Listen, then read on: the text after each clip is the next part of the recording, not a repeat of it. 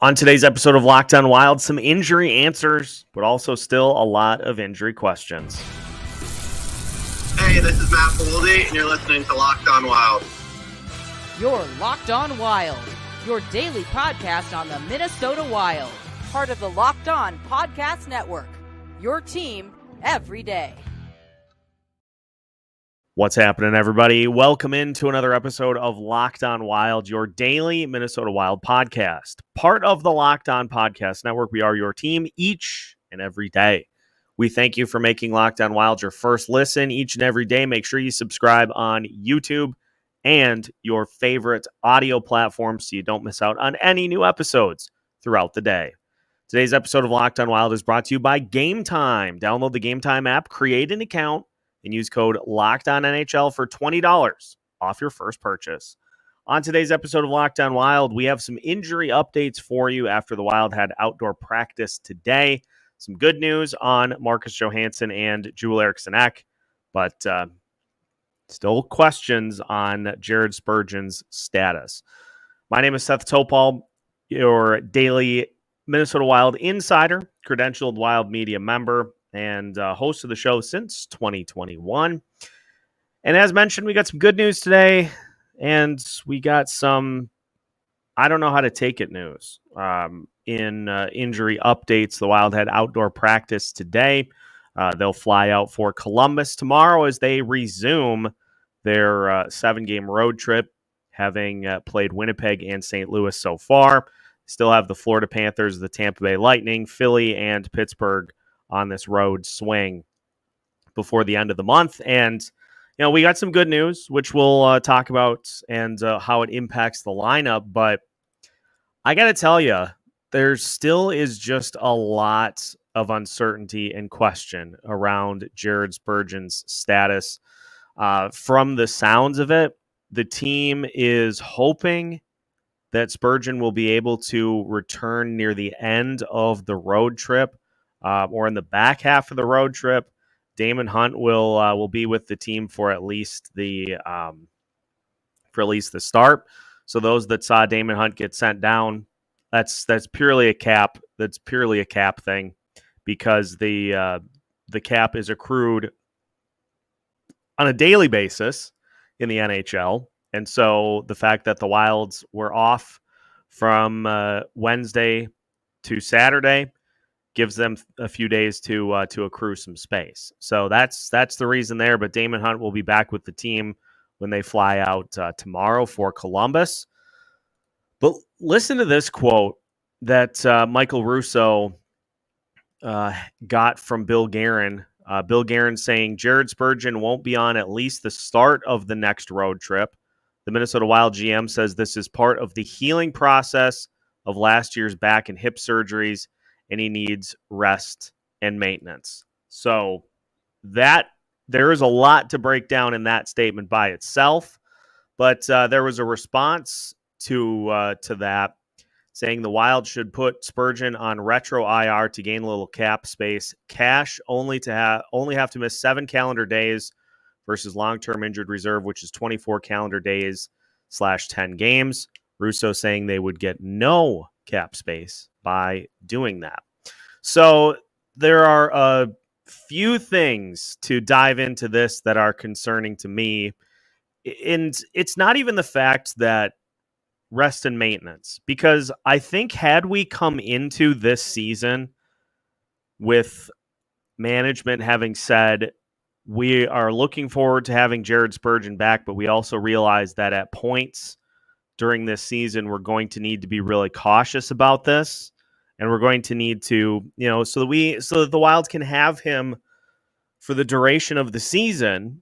You have to have a plan in place for this type of thing. And you see this in other sports where you maybe put somebody on a little bit of a pitch count. Like if you are playing a Major League Baseball season, 162 games, maybe you shoot for 120. And you just build in some days to just be able to, especially after long stretches of play, you build in some off days to be able to help rest and recover. And if we would have come into the season hearing Bill Guerin say, we want Jared Spurgeon to get through the entirety of the season, but we're going to try to set a number of, say, 2/3 of the games that he plays. But then the other third is just going to be days that are built in particular stretches to allow for time to heal, to recover, and to not build up, tons of minutes on a guy that had 2 major surgeries. And this was something that we were concerned about even coming into the season, is the severity of these types of operations and what sort of effect it was going to have on his ability to get through the season. 19 minutes in both games that he played against the Columbus Blue Jackets and the Seattle Kraken. And so it's not the 24-25 that Spurgeon typically gets. So there is a little bit of a, cushioning there. But as was pointed out many times by listeners, didn't look 100%, and also took a bunch of hits that could have led to something being re-aggravated. But the way that it's phrased, the way that statement is phrased, is that, the term setback is probably the right one to use. But the fact that it deals specifically with the surgeries is the thing I think that really throws the alarm bells off in my head the most. Now, I think, should be optimistic that the team hopes to have him back for the back half of the road trip, which I would assume to mean Philly and Pittsburgh. But the fact that now you have 2 games on, and let's assume that the Columbus, Florida, and Tampa Bay games are missed, you get 2 games on and then 5 off. And the math of that doesn't work. That gets you to probably about 30 games this season, which I don't think that's a number that that's going to work. And so, if it's me, if I am in a situation to manage how this situation is handled, I think you got to take a look ahead to the rest of this season and manage expectations as to what you're going to get, and put a plan in place so that Spurgeon can be part of the group. But you have contingencies, and you have other, I think the proper term is succession plan. And I know it's not something that a lot of Wild fans want to think about right now. And trust me, I'm not super thrilled about having to think about it either. But at some point, whether it be the fact that Spurgeon is 34 years old, or the more serious fact that you're coming off of major hip and back surgeries, you got to start thinking about what this looks like after the fact, because that contract situation features a cap hit of $7.575 million for 2 seasons after this. And that's not a little number. That's a substantial amount of salary that could be put to a lot of different uses if this is kind of what you get now, is that you get a handful of games in which Spurgeon's able to play, but then a lot of time just being uncertain and just kind of taking it day by day. At some point, you're going to have to, and he's the captain. He's a very, very highly regarded teammate. He is a fan favorite. It's not a conversation that's going to be easy or fun, but this is a situation that, you have to have in any aspect of life, is what comes next. And you might be enjoying what you have now, and I don't want to think about that. At some point, that what comes next always comes next. That's why they call it next, is because it's always going to come. Just a matter of now or later. And so my hope is that this serves as a little bit of a get the gears moving as to we need to have a plan for how to handle this, because Jared Spurgeon does a lot for this team defensively. He has a lot of responsibilities that he is tasked with. And if you just go on a game-by-game basis saying, well, we'll see how he's doing tomorrow, that's going to put major strain on the rest of the defensemen. It's like it's your normal job. If you have a coworker that is out and you're taking it day by day and you're just filling in what you assume is going to be a short-term basis, but you just are kind of told every day, no, it's going to be another day. After a while, that kind of wears on you. So I hope Jared Spurgeon comes back. I hope this is just part of the process, as Bill Guerin says.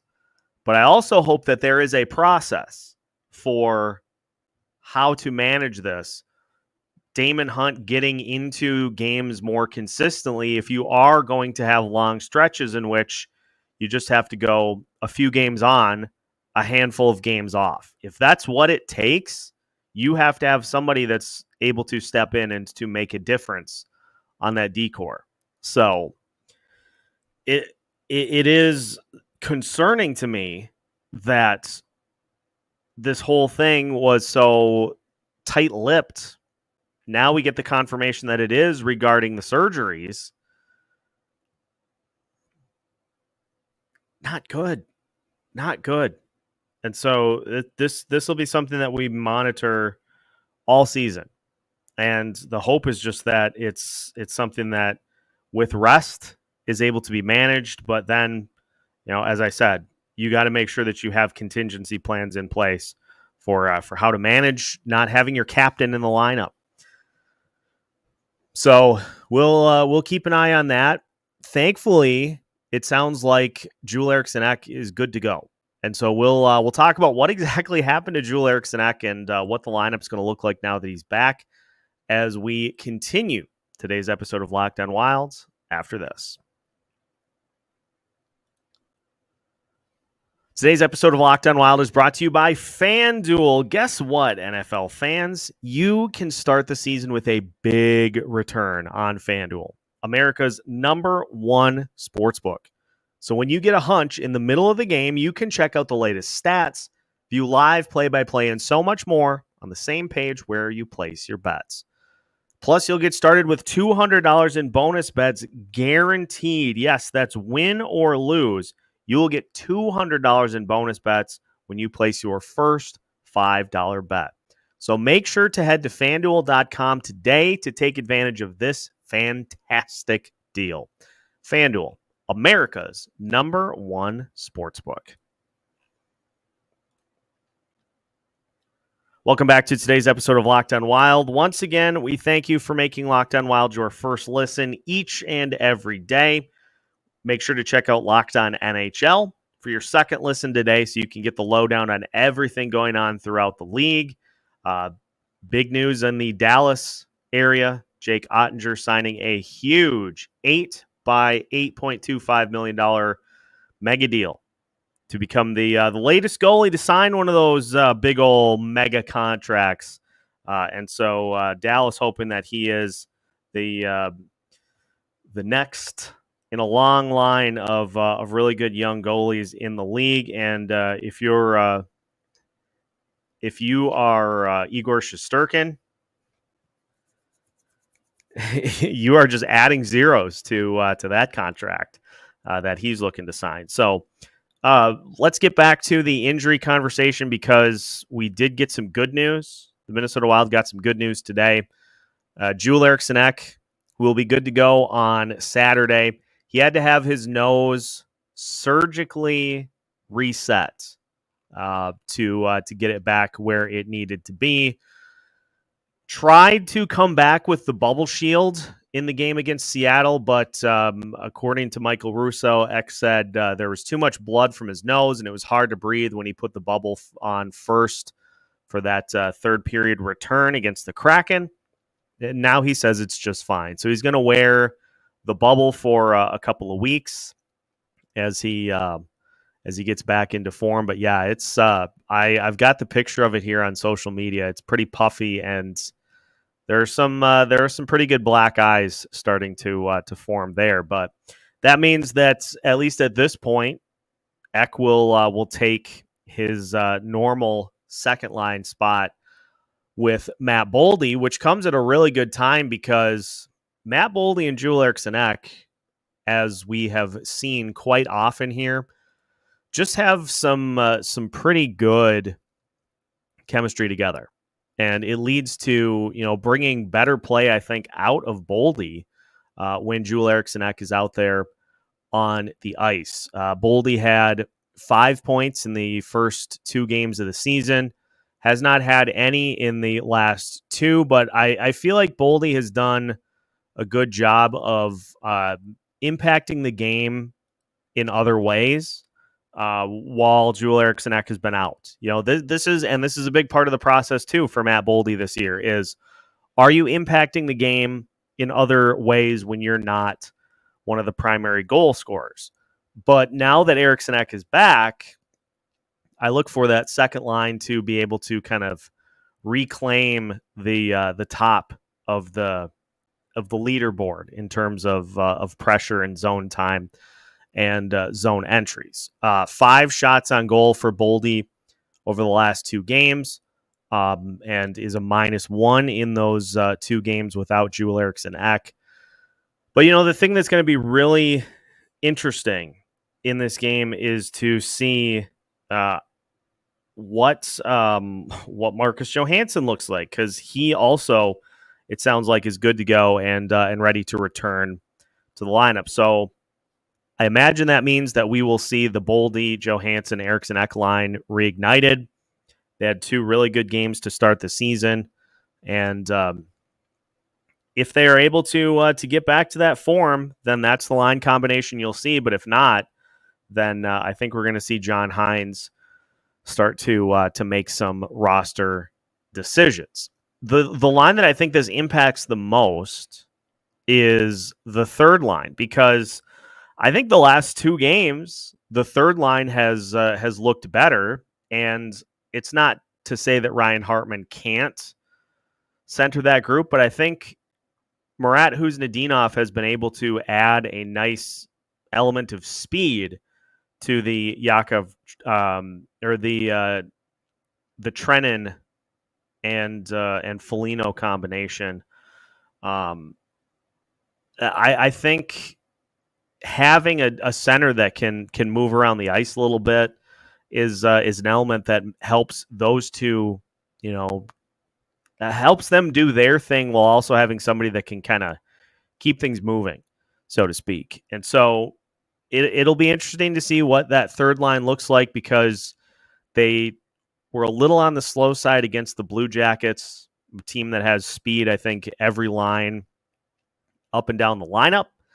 So do we see a little bit more of that in Saturday's game against the Blue Jackets? Well, that remains to be seen. But at this point, other than the Spurgeon injury, and Joel Eriksson Ek's injury was not like the reason that Joel Eriksson Ek missed 2 games was just due to the I think Amanda said in the postcast, one of the most recent postcasts, that just had to do with the fear of blood clots due to the altitude change when you fly. And so that was more precautionary than like, oh no, it turned into this big thing that we have to really keep an eye on for Joel Eriksson Ek.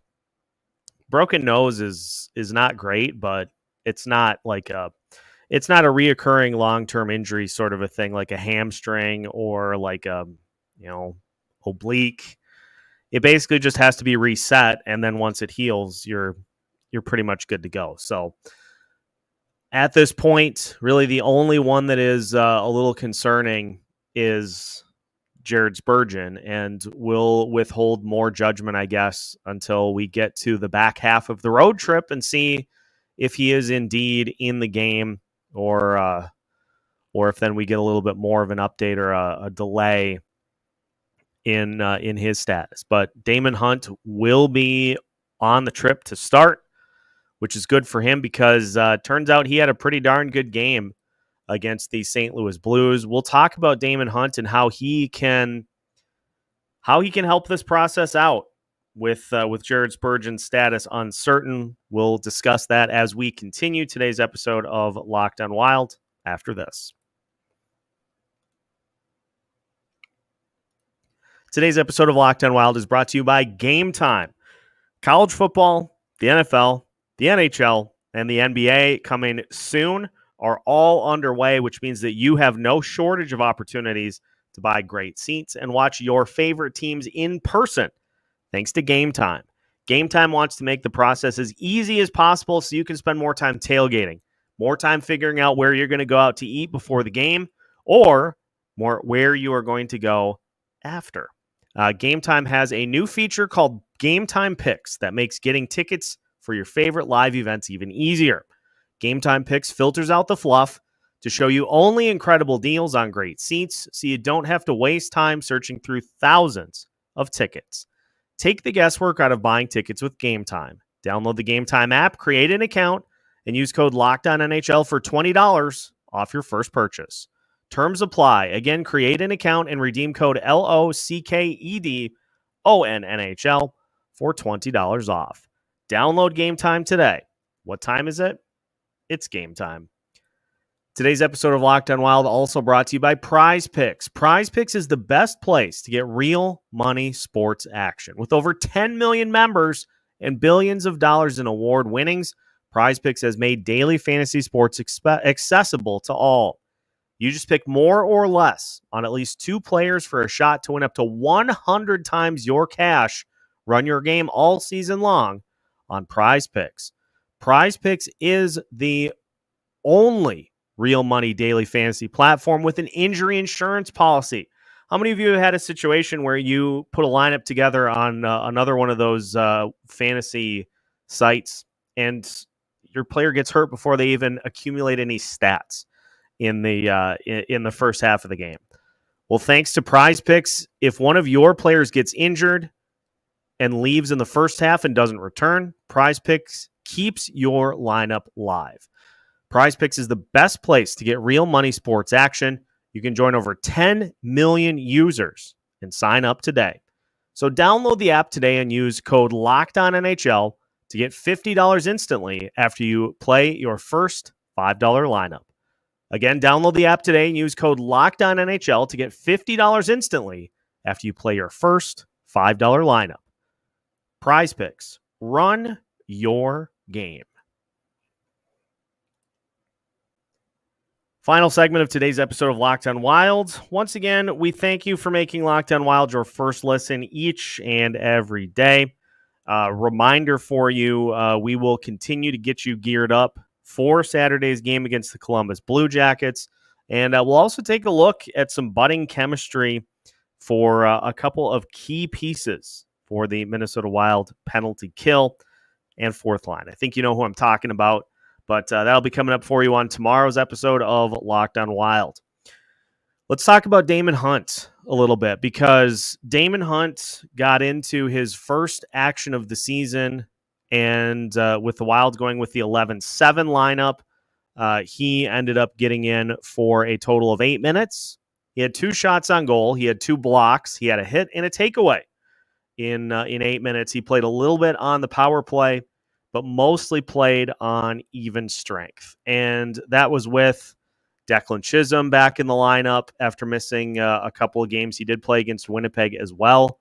But, this is interesting because if we look at the plan for, what does the team do if Jared Spurgeon is going to require not only time to come back, but also going to require recovery time throughout the course of the season, it would be a really good opportunity to get Damon Hunt looks here and there if you are going to continue to go with John Merrill as one of your 6 defensemen without Spurgeon in the lineup. And Merrill had 5 blocks in the win against the Blues. He had 5 blocks and a hit in 12 minutes, 13 seconds on the ice. So early returns for John Merrill have been okay this season. You know, he has been contributing, but at the end of the day, he's still a guy that I think you really know what you have, and you're not going to get any surprises as far as production or, hey, turns out this guy can do this thing that we didn't expect him to be able to do. Any time there have been stretches of pleasantly surprising play, that's just getting up to the top of the hill of the roller coaster, and we all know what happens after you get over the top of the hill is you ride the wave all the way down. We've seen it over the last few seasons, and so I would not get too caught up in seeing some good play early on through the first 4 games, because there definitely will be a course correction in the case of John Merrill. So I view this as a good opportunity, because it may be that you most of the time carry the 7 and have Jared Spurgeon just on the bench unless it requires an injured reserve stint. And so with having Damon Hunt and the ability to call him up and down because of his contract, you can call him up and down when you need him, but it makes sense, because then you're having him in as a contingency plan. You're not throwing a ton at him in terms of like, we need you to play X amount of games. Like, give him 2 or 3 games here, 2 or 3 games there. And it will allow for him to get some experience at the NHL level. He had it last year, and he looked good. And this year, he makes his debut. He's a player that John Hynes has talked about being ready and knowing what it takes to be an NHL defenseman.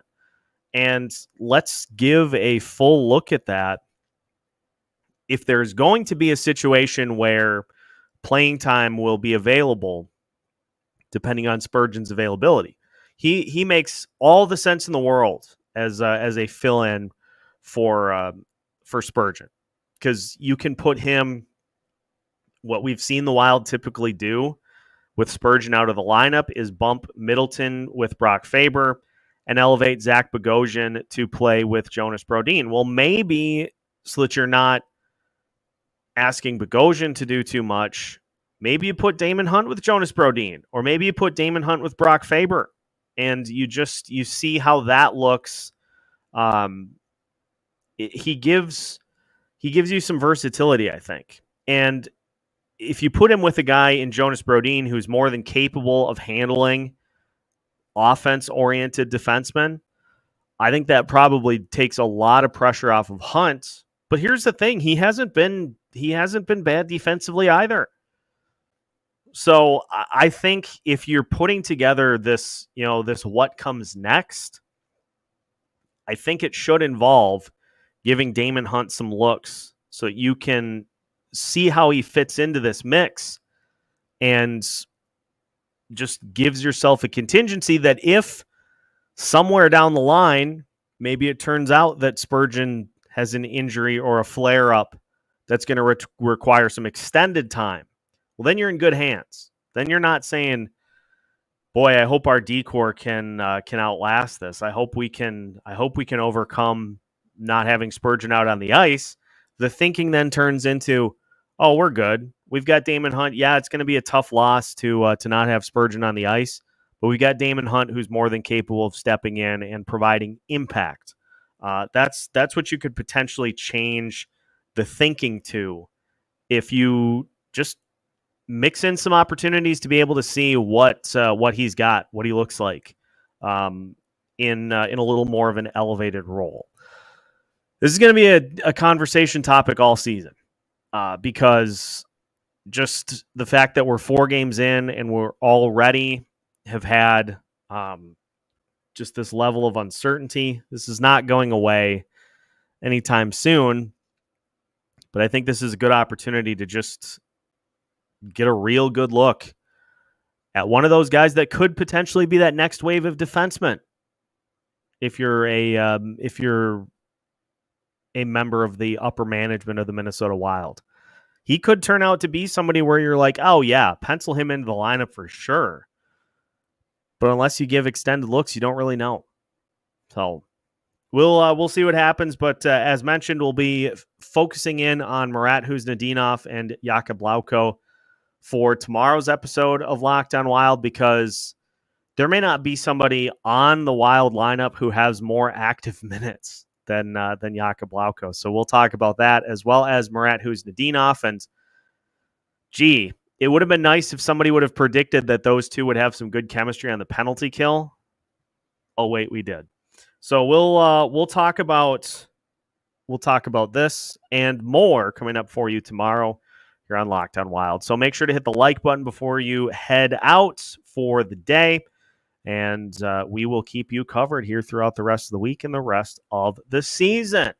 Locked On Wild's got new episodes for you every Monday through Friday as part of the Locked On Podcast Network.